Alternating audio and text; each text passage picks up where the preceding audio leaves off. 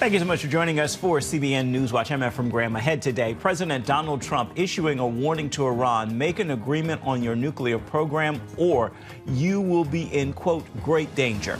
The president making that statement after his meeting with Israeli Prime Minister Benjamin Netanyahu, as the two leaders also discussed trade and tariffs between the United States and Israel. A surprising revelation how some American foreign aid money from the U.S. Agency for International Development actually went to America's enemies and those who are trying to destroy Israel, including Hamas. And steps you can take to prevent getting one of the most dreaded diseases in the world, Alzheimer's. We're going to hear from a doctor who's developed a program you can use to prevent and possibly reverse the symptoms of this terrible affliction. All those stories and more ahead right now on CBN NewsWatch. This is CBN NewsWatch. It is Tuesday, April 8th. We begin this half hour with the confrontation between the United States and Israel with Iran over its nuclear program. As President Trump says, the United States will engage in talks with Iran over its nuclear program and that Iran will be in, quote, great danger if they don't make an agreement. The president also told reporters he isn't backing off his tariff policy. He's even threatening an additional 50% tariff on China. CBN's Wendy Griffith has our report.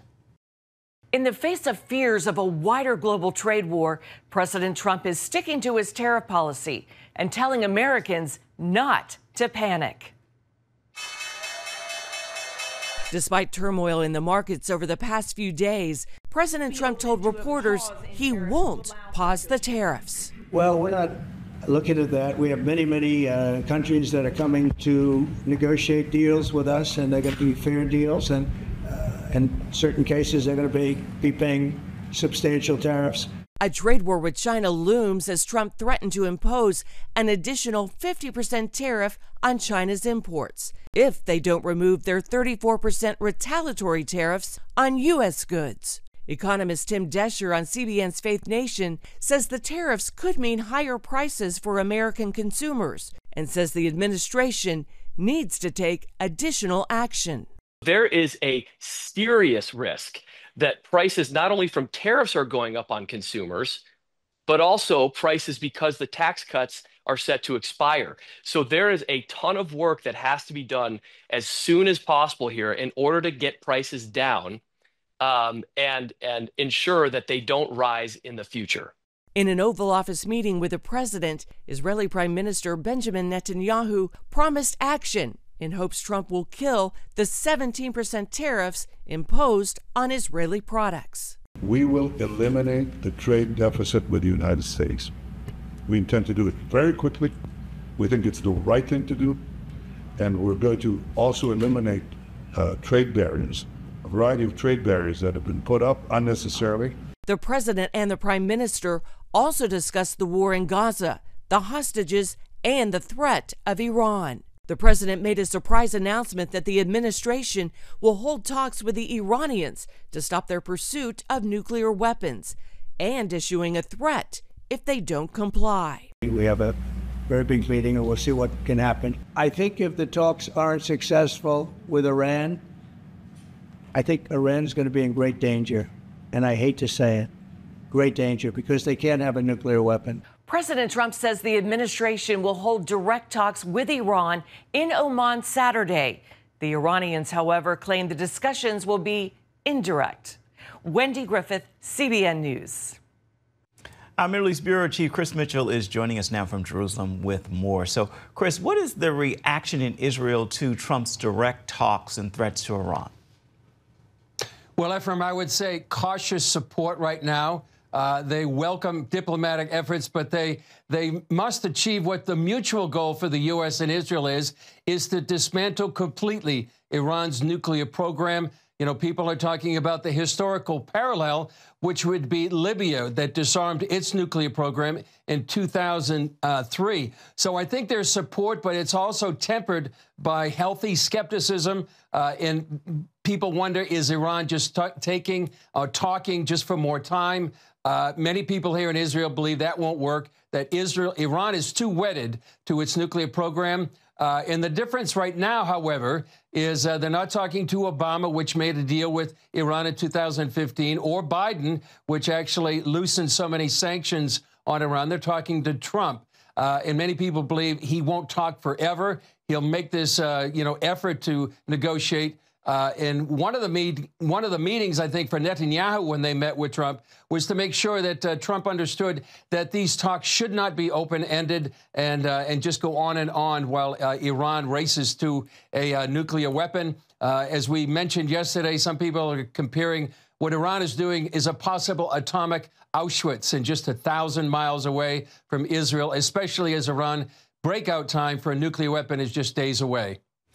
Why do people think he's talking with Iran now instead of military action?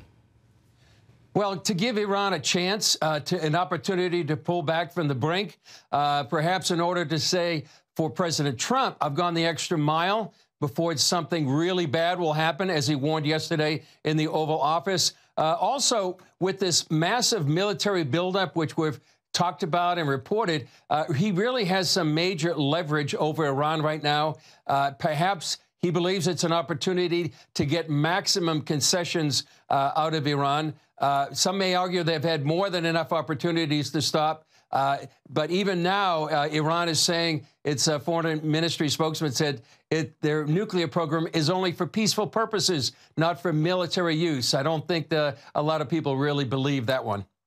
Much of the focus has been on Israel's war against Hamas, but what about Hezbollah? A key U.S. foreign official, Morgan Ortagus, told Saudi news channel that Hezbollah must be completely disarmed. Will Israel attempt to take out Hezbollah at some point?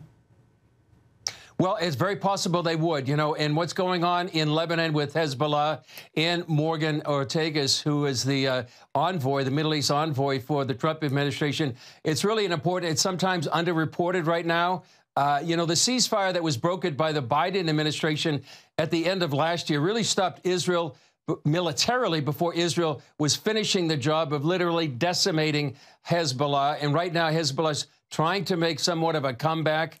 The Trump administration wants to stop that. So that's why Ortagus is there meeting with Lebanese officials. He calls Hezbollah a cancer within Lebanon, backed by Iran, and that it must be removed from Lebanon to have any hope of recovery. So Hezbollah went to war on October 8th.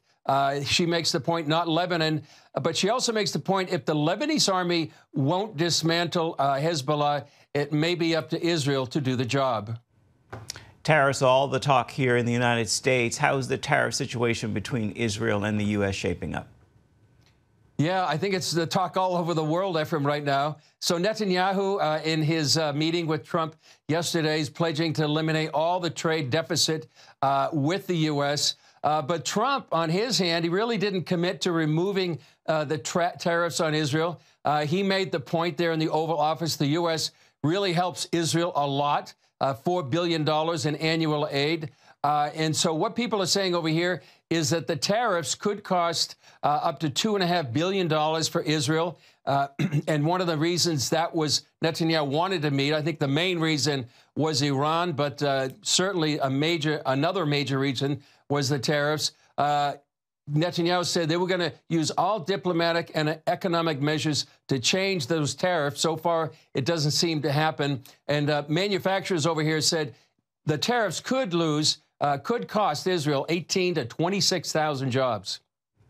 All right, before we let you go, what's ahead on Jerusalem Dateline today?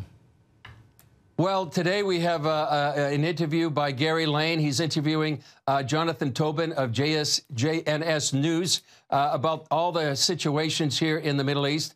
We also have a story about passages, bringing Christian college students to Israel. And finally, Ephraim, we have one of my favorite stories. We have a story on about 50 French Jews making Aliyah, coming here to Israel, fulfilling prophecy, coming back to the homeland, and also escaping major persecution of Jews inside France.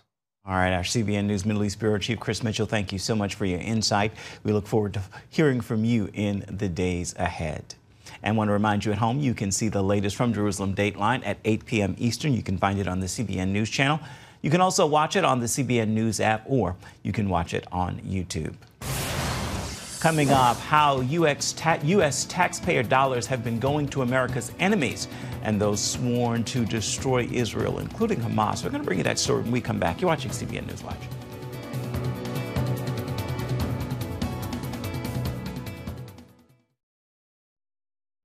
The Trump administration's investigation into foreign aid made headlines for exposing millions in questionable spending.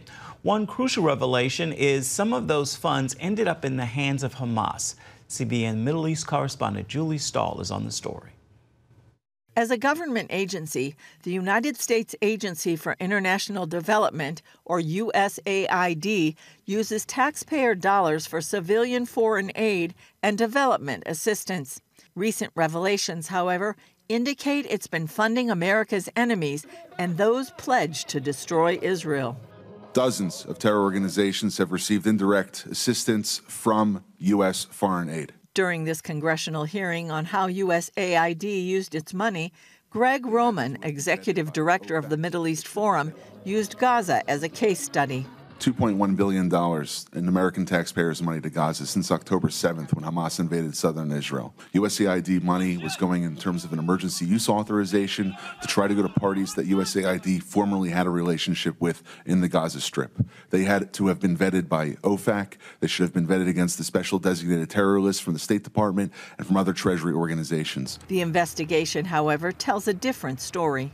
Waivers were granted because they said that there was an emergency use to have that money come in to Gaza, thereby jettisoning the usual typical screening procedures. As a result, 90% of aid that was going from the United States by way of its agents in Gaza ended up in Hamas-controlled areas.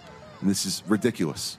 Essentially, what the U.S. assistance to Gaza did was underwrite the ability for Hamas to survive until the ceasefire was just passed. CBN News reached out to USAID for a response on the continuation of the funds after October 7th, but did not receive a reply. In his role with Doge, Elon Musk began to make cuts to the agency almost immediately, although the terror funding has been cited before. Senator Ted Cruz told ABC News that he brought up the funding of Hamas long before Trump's reelection. The previous administration, I held up the confirmation of the Middle East director for USAID because USAID was sending millions of dollars into Gaza that was going directly to Hamas and being used to fund terrorism, and they were hiding it. They were trying to keep it in darkness. Avi Abelo of the Pulse of Israel tells CBN News not only did USAID fund Hamas before October 7th, it kept flowing afterwards. USAID continued to give money to Hamas after the October 7th massacre, mass raping, mutilation, kidnapping of Israelis. And not only that, they also continue to give money to the Palestinian Authority. Abelo sees no difference between Hamas and the Palestinian Authority. They have the same goal to destroy Israel, just different strategies. Because the Palestinian Authority uses its money not just to pay its own terrorists. They use $97 million to pay Hamas terrorists who did the horrific massacre of October 7th. He adds that means American taxpayer dollars have unknowingly supported a terrorist regime. This has tremendous implications of understanding that one, USAID was used in a horrific fashion, where American taxpayer money is literally funding terror. And Israelis and Americans have to understand they were not a friend of Israel. They pretended to be a friend of Israel, but they were literally working against us with their money. According to reports, USAID gave $310 million to Sanad Construction Resources Company for a Palestinian cement factory project in 2016. And while some was likely used for homes and other infrastructure, Abelo and others believe it could also have been used to fortify Hamas operations. Now, anyone who knows the situation in Gaza, Hamas built around 500 kilometers of terror tunnels under the ground that were used to attack us, that were used for them to be able to run under the ground and escape our soldiers were running in, used to hide our hostages and scutter them away in different places so that our soldiers wouldn't be able to find them. What do you think that cement factory was used for? Abelo believes that every U.S. administration wanted to keep its allies under its control. They wanted Israel to be small. They wanted to institute a two-state solution that, in a sense, endangers Israel. And that was the ultimate policy behind the USAID aid. They want Hamas to be in power. They want the Palestinians to be in power. They want Israel to be in danger, and then always reliant on Big Brother America to come save it, but only if we listen to them. He says it's a good thing that President Trump is now changing that approach. We need Israel to be strong. It's in American foreign policy's interest that Israel be strong. It's not good for America that these terrorists are in Gaza, that these Islamo-Nazis are in Judea and Samaria. He understands, not only for Israel, but for the benefit of America, we have to finally end this. Julie Stahl, CBN News, Jerusalem. Still ahead, how to potentially prevent one of the dangerous diseases in the world, Alzheimer's. We're going to hear from a medical doctor who has a program with steps people can take to avoid getting this terrible illness. We've got the story for you when we come back. You're watching CBN NewsWatch.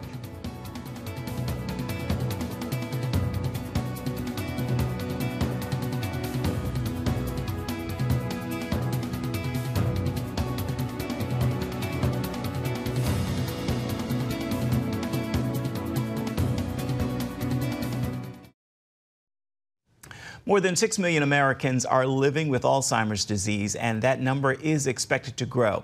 On this week's episode of Healthy Living, we meet the doctor who developed a program to prevent and in some cases reverse the symptoms of this dreaded disease. Take a look.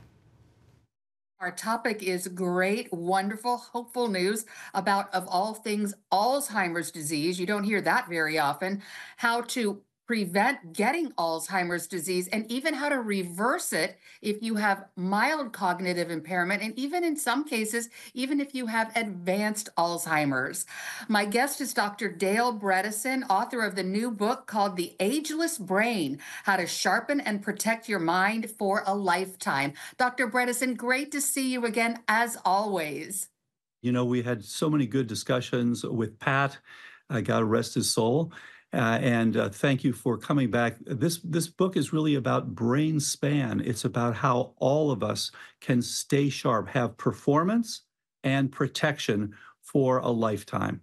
That's right. Pat Robertson was one of your greatest fans, and you came to Virginia Beach and you were on the program, and you were so kind to open up your home, you and your wife, to me and my camera crew, and we came out there to the West Coast to interview you. So for folks who don't know, Dr. Bredesen and CBN News have a long history because your research and your program is so groundbreaking and so hopeful. I have interviewed some of your patients who had Alzheimer's. I guess they still do, but it's they reversed their symptoms. They could hardly even function, and now they have a regular life. Full disclosure, I am on the program myself. I have been for 4 years, and I highly recommend it. So before we talk about all the intricacies of what the program involves, it's not that complicated, but a lot of people have trouble getting started. So if we could kind of cut to the chase and say, you know, where can people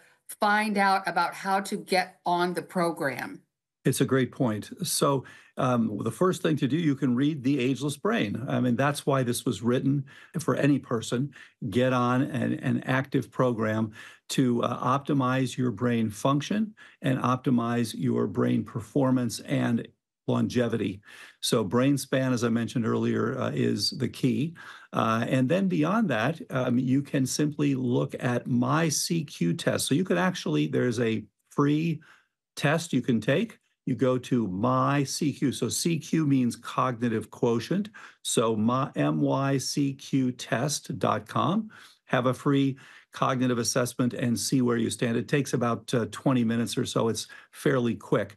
And then from there, you can look to see, okay, am I doing as well as I'd hoped? What can I do about it? Basically, the premise of your years of research, you have an incredible pedigree. You went to and then you went to medical school at Duke and have been involved with the Buck Center of Aging and have done incredible volumes of research to support your program, which basically says Alzheimer's disease is caused by a number of factors, not just one thing. So we can't treat it with one thing. You say there are dozens of factors, things that cause Alzheimer's, sort of like a roof has lots of holes in it. And we have to address each and everything that's causing the water to leak through into the house and flood the house. The same thing is true with Alzheimer's. There are many different things that cause Alzheimer's: insulin resistance, hormones being out of whack, not getting the right kind of exercise, obviously a genetic component. And then you look at each one of those factors and fix them. Am I right? Is that how you go about it? That's right. And this book goes beyond Alzheimer's to looking at brain aging itself. What are the things that cause brain aging? Why is it that you meet some people who are 90 and are thinking like they're 40, they're doing really, really well with their thinking, and you meet other people who are 40 and are thinking more like they're 90 and not doing so well? And really, you see these changes even early on. In fact, there were studies recently showing that you could pick up early changes in the 20s, if you can believe that. And to learn about how to improve your memory and thinking, be sure to check out this week's edition of Healthy Living. You can find it today on the CBN News Channel. It begins at 2:30 Eastern and 8:30 Eastern. You can also see it on the CBN News app, or you can watch on YouTube. We're coming back with an encouraging word for your day ahead. You're watching CBN NewsWatch. Get your daily quick start from CBN News. A quick read on the important news of the day delivered right to your inbox. Stay current on breaking news, politics, and entertainment. Go to quickstart.news and subscribe today. Time now for your Tuesday Tweetable, and here is a message I hope that you will post, tag, and tweet to those in your inner circle. It's 3 simple words: God is good. They're simple, but they are oh so powerful. Remember, in all things, God is good, and even more, He is working things out for your good. Even when you can't trace Him, you can certainly trust Him.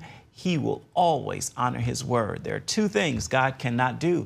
He cannot fail, and He cannot lie. That is going to do it for this edition of CBN NewsWatch. Remember, you can always find more of our news programs on the CBN News Channel. You can find them there at any time, as well as online at cbnnews.com. Take a moment. Let us know what you think about the stories you've seen here today or any day. You can email us. You can also reach out and touch us on Facebook, Instagram, and X, formerly known as Twitter. We'll see you back here same time tomorrow. Goodbye and God bless.